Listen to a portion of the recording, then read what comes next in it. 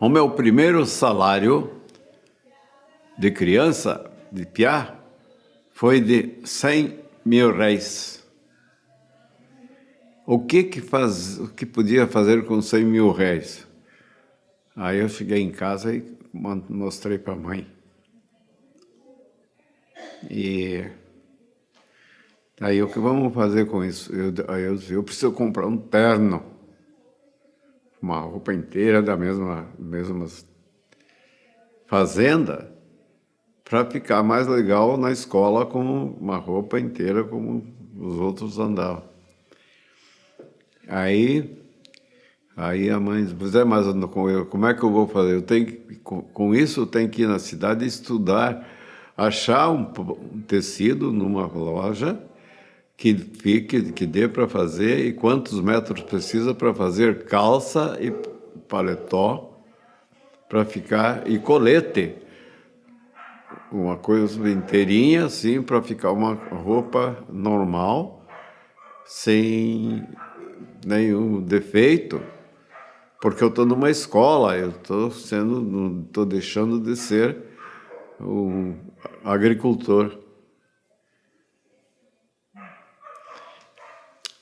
E a mãe topou, mas a mãe também não tinha prática, ela vinha da cidade a cavalo e era 12 quilômetros. E esses 12 quilômetros a cavalo era subir a Serra do Rio da Areia. Eram 4 quilômetros de serra, só subida e depois vir descida. E o cavalo anda devagar. Então tudo era devagar. Daí a mãe resolveu conversar com uma sobrinha dela, que era minha prima, a Stefanina, que ela era nascida em Marco V, que era lá na estrada de Palmas, na direção de Palmas, mas era a filha de uma irmã da minha mãe.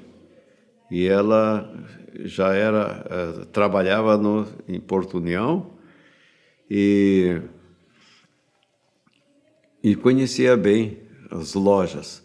Então a mãe chamou a Stefanina, ela tinha também uns 18 anos, assim, e pediu para ela acompanhar a mãe para ir numa loja para escolher um pano e o tamanho, quantos metros para costurar um terno. E isso aconteceu. Aí a Stefanina acompanhou a mãe chegou lá, eles se combinaram, foram lá, compraram tantos metros que eu não conheci, não sei quantos metros foi de tecido.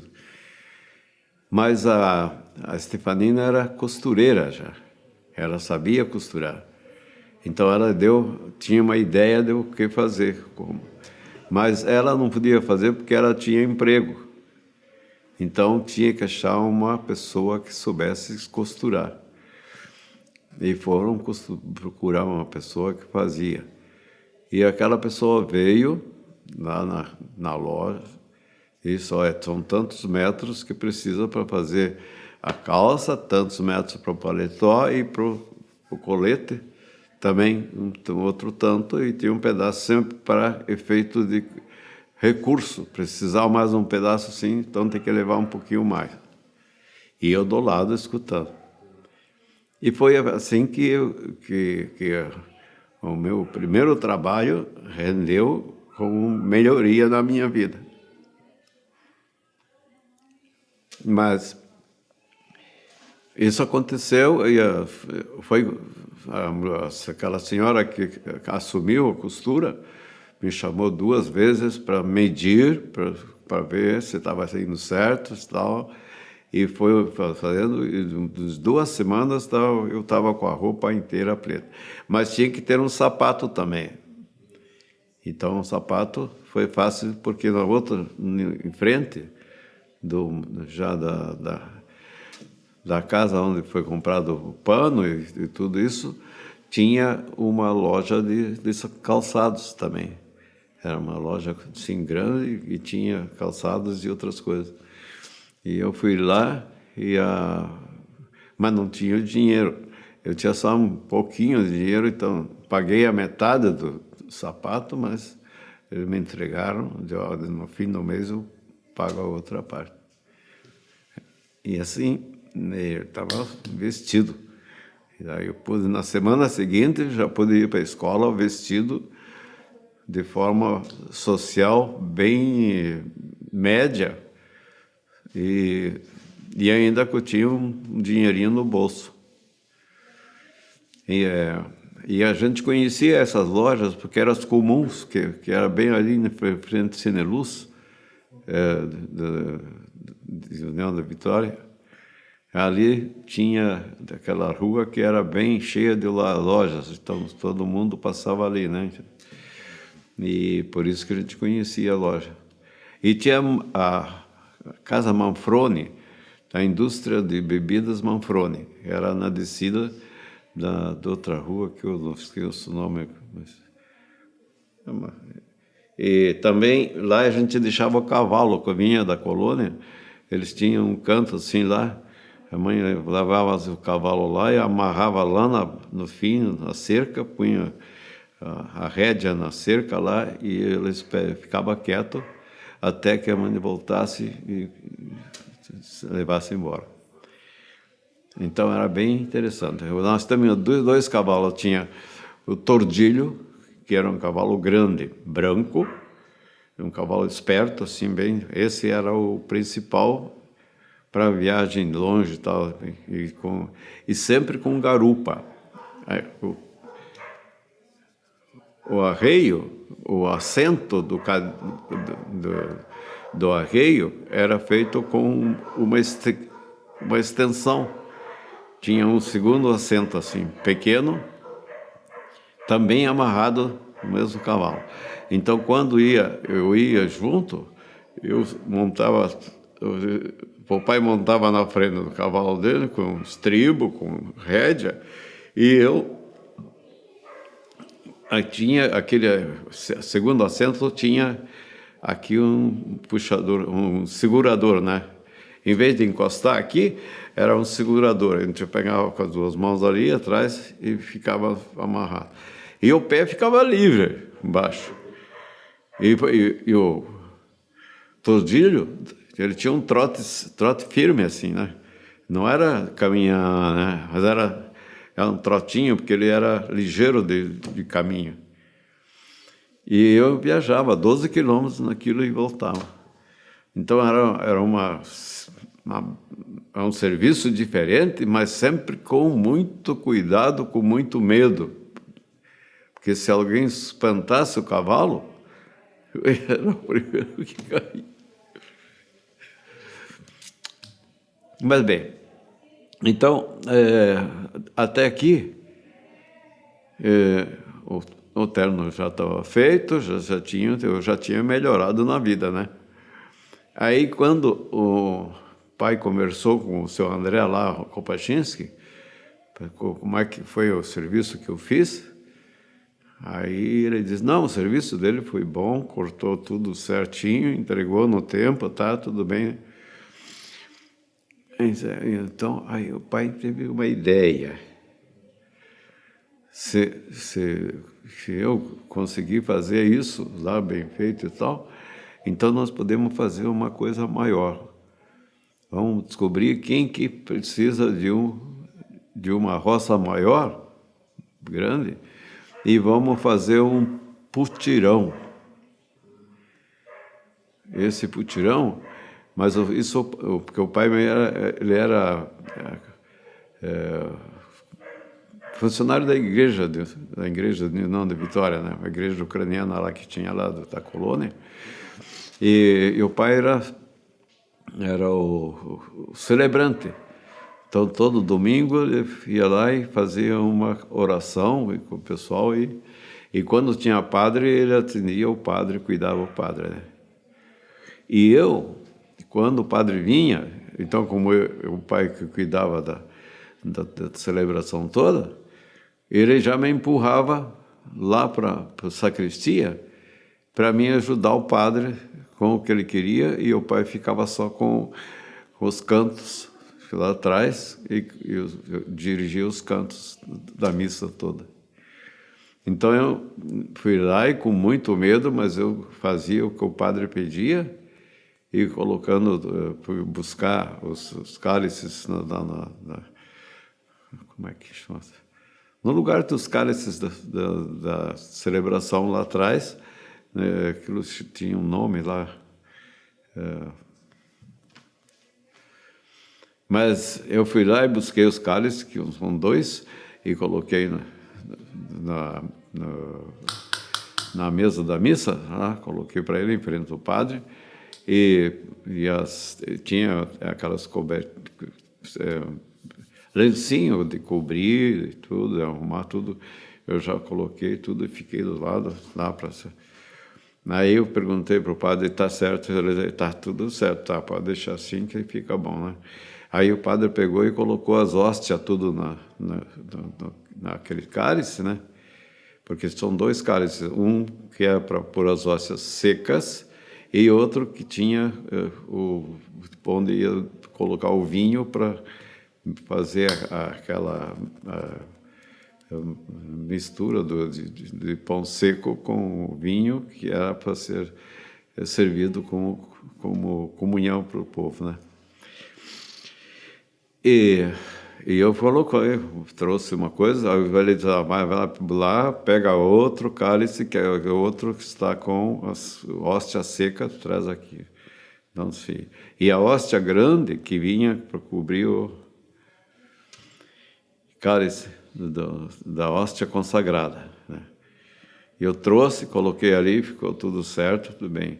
Aí o padre chamou outras pessoas para pegar as coisas depois que ele consagrava e entregou para 3 ou 4 pessoas que iam entregar a comunhão para quem vinha no corredor da escada da igreja. Assim, chegava tinha um corredor largo de um lado e do outro, os que estavam lá dentro, vinha tudo para o lado para facilitar a entrega, assim. Então, era uma coisa muito cuidadosa, com muito respeito, mas eu fui pegando o jeito, né? E eu também, se não vinha gente suficiente para entregar, aí eu podia pegar um cálice daquele também e entregar de um lado lá para as pessoas que vinham ali. Então eu já estava ajudando na igreja, e então o meu pai que cuidava dos cantos ele comandava, né? Porque tinha canto, mas quando era hora de parar, porque o padre ia falar, então ele interrompia tudo, mandava ficar quieto, depois novamente. Era uma celebração bem bonita, assim. E era sempre domingo de manhã, porque o padre vinha a cavalo de União da Vitória para lá, que são 9 quilômetros, e ele montava a cavalo em União da Vitória e desembarcava lá, subia a Serra do Judaria toda a cavalo. E daí, que depois da missa, aí ele ia tomar café, que na frente da igreja, do outro lado da estrada, tinha uma família que eu esqueço o nome até de quem era, mas era uma gente que foi para Londrina depois, mas era também ucraniano e podia ser, e servia o café do padre, e era dia não sei como é que chama esse dia, de benzer, o padre benzia todas as pessoas. E lá tinha um tanque assim de lavar roupa, bem comprido, grande e cheio d'água, assim. E o padre tomava o café e depois, agora vamos benzer, todo mundo chama todo mundo da igreja para aqui para receber a bênção aqui, né? E ele ia abençoar as pessoas ali. Mas enquanto ele abençoava, chamou o pastor, e quando ele voltou assim, o pessoal que tinha sido batizado, tinha recebido a bênção, foi lá em cima e o tanque estava cheio d'água. Aí começaram a benzer os outros e jogar água. Então, toda, principalmente a juventude, né? Os velhos não iam, mas quem estava ali na frente, a juventude foi. Quando 2 ou 3 foram jogados na água, que era fundo assim, a água. Aí eles empurravam os outros, e outros já iam por conta também, uns 10, os mais, que foram nadando por ali assim. Aí os que ficavam vendo, né, acharam bonito, e começaram os cantos. O canto, não lembro o que era. E ficaram cantando e os outros... Então era uma coisa bem, bem interessante, né? Mas isso, então, quando eles viram tudo isso, nesse dia, aí o pai foi lá numa reunião na igreja e falou, ó, nós precisamos fazer um putirão. Temos que ver quem é que precisa de uma roçada grande, uma roça, fazer uma roça, porque era comum, quem não tinha pessoa para roçar, sempre chamava os vizinhos, os outros para estar. Aí o pai foi lá e conversou com as pessoas que estavam na igreja. O que vocês acham se a gente fizesse um putirão, chamasse um putirão? Vamos marcar um dia, bem certo, e cada um já vem pronto. Quem puder vir para esse mutirão era só até o meio-dia e tinha que trazer ferramenta. Se tem facão, traga facão à mão e traga uma foice. E essa foice tem que ser bem afiada, tem que estar afiada. E quando quem não tem rebolo em casa, então vamos trazer uns 2, 3 rebolos aqui na igreja e vamos dar uma afiada nessas foices todas para ir para o putirão, né? E aconteceu, quando o pai avisou isso para o povo que estava ali, quem pode vir, quem quer participar do putirão. E o que vai ser o putirão? O putirão é a roçada de meio-dia e ao meio-dia um almoço. Então, veio, roçou, tem almoço feito para todos que vieram aqui. Então, para a segunda parte do dia, se quiserem roçar mais, vão. Se não quiserem, também só fica nisso, mas participam. E quem vai fazer o almoço? As mães dos roçadores. Então, vem o casal. Para mulher e filho. Quem tem filho, lá deixa a criança com outra pessoa em casa, não? Mas vocês dois vêm trabalhar. E o pai foi só cuidando para funcionar. E eles vieram, mas vieram bem, veio mais gente do que eu precisava, né? E foram roçando. Foram lá, ele levou lá no eito, onde que tem assim, ó, desde esse ponto aqui até lá, e depois um quadrado bem feitinho assim, e vamos roçar tudo. Roçar tudo e deixar pronto, ou ir para só, né, plantar depois que está tudo seco, queimar e plantar. Meu olho está saindo lágrimas, não sei porquê. Aí fizeram tudo aquilo e então foi uma participação social muito boa, né? Porque quem trabalhou 2, 3 horas na foice era de cansar, porque a capoeira já tinha um vassourão de 6, 8 centímetros e era cortado lá embaixo, dos 2 lados, e para derrubar a planta. E tudo por um lado por causa do fogo, para queimar ele tem que ter a colocação de todo o volume para queimar, seja um e no outro, que senão ele queima um pouco e ficava... Então já tinha que saber roçar também e jogar certo. E eu participando de tudo isso junto. Eu não fui roçar, mas fui junto porque o pai e a mãe que cuidavam do problema. E a mulherada foi lá para cozinhar o almoço. Então, para cozinhar o almoço, já tinham que ter os materiais, e quem faltava alguma coisa, então empresta aqui, empresta lá, vai lá buscar, vai um feijão, vai uma batata, vai ver se tem alguma carne, um churrasco para fazer uma. E aquilo foi, todo mundo se interessou. E era bom. Mas foi um trabalho que eu participei, onde teve participação, onde eu fiz também serviço e aprendi como fazer uma coisa em grupo. E para mim foi uma aula, né? Porque o meu pai era sempre celebrador, né? Na igreja ele era liderança por causa disso, nem que ele fosse lá e tivesse 2, 3 pessoas, fazia toda a celebração do domingo direitinho. E quando saía lá fora, muitas vezes, depois que terminou, saía lá fora, aí ele batia o sino para chamar.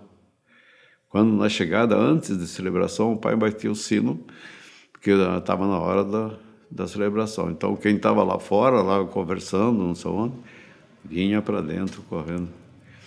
Então, esse serviço de igreja eu aprendi quando era bem piá.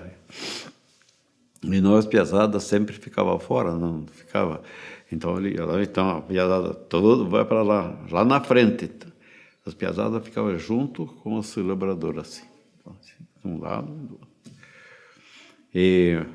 E além disso, como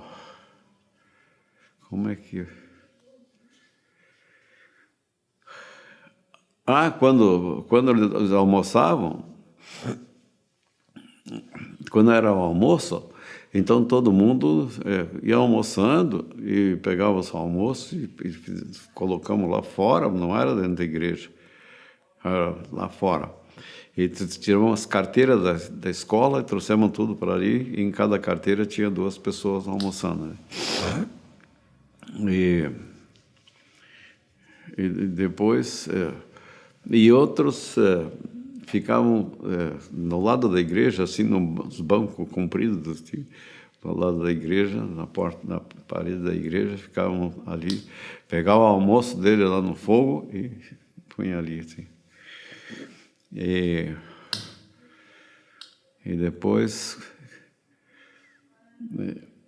Aí alguém que estava lá, eu não me lembro o nome de pessoa, que estava lá cuidando da panela para distribuir, que entregava para cada um uma porção, trazia o prato de casa, né? Trazia o prato. Mas também antes, enquanto estavam cozinhando ainda, eles ficavam tomando chimarrão por ali, né? Na parede, assim, não, tomando chimarrão aqui, mas outro lá, né? Aí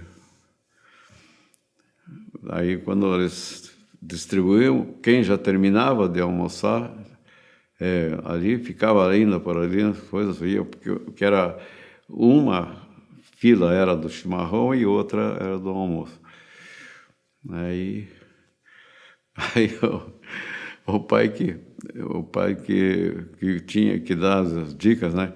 Aí ele foi lá, encostou na cerca e o pessoal almoçando assim. Daí ele disse, vocês vão almoçando, terminando. Quem já terminou de almoçar, e falou para os outros, e os outros mate.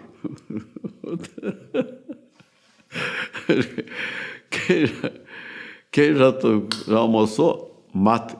Eu achei interessante. Como é que pode... Mas então, quem já tomou ia tomar um chimarrão depois do almoço, um mate. Porque ninguém falava em português, era tudo em ucraniano. Mas ele falou isso, e depois mate. Mas era bem engraçado. Isso era um sistema. Digo, da colônia era assim, né? E toda a igreja fazia um mutirão sempre. Porque era uma forma de ajudar quem não tinha trabalhador em casa e tivesse uma plantação feita, né?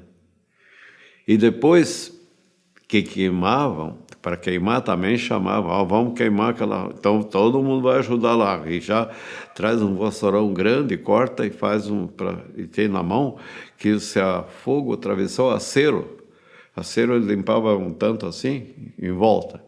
Mas limpava todo o chão, raspava para um lado, mas tudo para o fogo. E se o fogo começar a passar aqui, mata o fogo, não deixa ir para o lado para não queimar a capoeira para frente e incendiar. Porque às vezes se incendiava e ia longe, então era um perigo, né? Então, era uma forma de queimada. E as queimadas. Depois da queimada, aí vinham os terceiros que não tinham feito nada e não tinham tempo, vieram para ajudar a plantar. Porque quando era um mutirão, a roça era grande.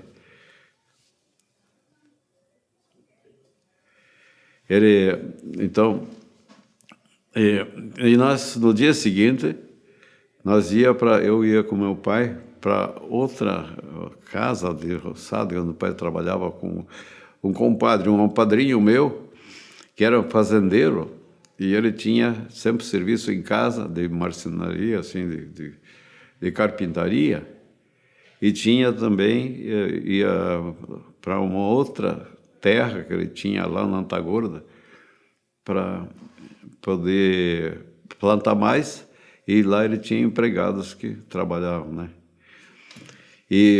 Mas eu, como piá, era curioso, então ia junto com ele também. Mas era naquela garupa, não ia com 2 cavalos, né? Então, nós fomos fazer esse serviço de plantação, né? E nós na estrada, assim, era longe, então viajando a 16 quilômetros de estrada, aí a 2, 3 horas, né? E o pessoal estava plantando já aquele mutirão que não tinha feito primeiro, que estava queimado, tudo. Tinha os outros que vieram tarde, para outros serviços, e estavam lá plantando, mas plantando no sengo. E o sengo era para essa mão aqui, porque era um cabo comprido dessa altura, e na ponta tinha... era enfiado assim como foice, que no cabo ia aqui assim, né? E embaixo ele é chato, embaixo, um tanto assim. E era afiado lá embaixo. Então o sengo era assim, você batia no chão e ele cortava a terra ali, assim. Então você dava um empurrão para frente e puxava de volta. Então estava uma cova aberta dessa largura, assim, e pegava assim 6 grãos de milho, ou 7 de feijão, e com essa mão pegava daqui no bolso e essa aqui era no sengo, e jogava naquela valetinha que ele tinha aberto lá. E depois tirava lá assim, puxava a terra de volta com aquilo para fechar a caixinha. Então essa era a plantação. E fechou. Mas plantou. Acho que agora a gente continua na próxima. Porque esse plantar, aí nós ia passando e o homem estava plantando assim, e eu atrás, o pai vinha caminhando na frente, eu ia atrás, não sei porquê. E passando assim, e o homem estava plantando assim. O pai olhou para cima assim, aí não disse nem bom dia, nada, só olhou para eles de uma ação, feijão? E ele disse, feijão sim. E só... Era coisa... E eu guardava essas coisas. É feijão.